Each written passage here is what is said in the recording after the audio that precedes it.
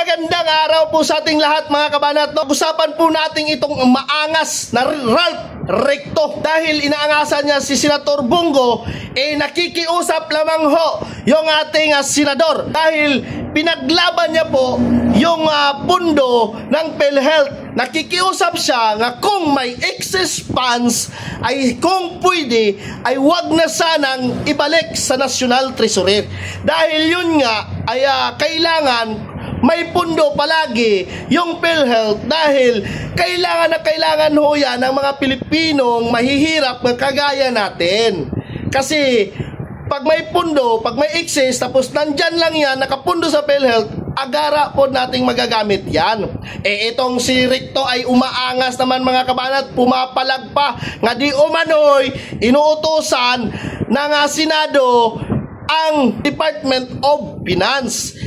Malinaw naman ho ang sinabi ni Senator Bongo. Panoorin nyo naging sagutan nilang dalawa. Pakiusap ko lang, can you just spare the health? I mean, kung maaari, kung magkakaroon kayo ng mga ganong provisions in the future, wag lang po sana yung health. Kung wala na, hindi na rin tayo papayag dito sa Senado ng gano'n. Hindi na rin tayo papayag.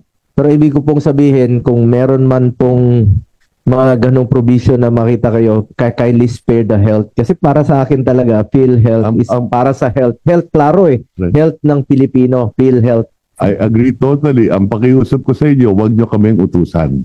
Ayan, klarong-klaro. Magkaiba po yung inuutusan at nakikiusap. Sana malinaw sa iyo, Ralph Recto. Umaangas ka lang pre, pumapalag ka. Bakit ka pumapalag, no? Baka mapunta lang yan sa corruption yung kung kukunin nyo yung pundo ng PhilHealth. Kaya saludo kami sa iyo, Senator Bongo, dahil sa pakikipaglaban mo sa aming mahihirap na Pilipino. Yan, maraming salamat po. Mabuhay po tayo. Mabuhay si Senator Bongo.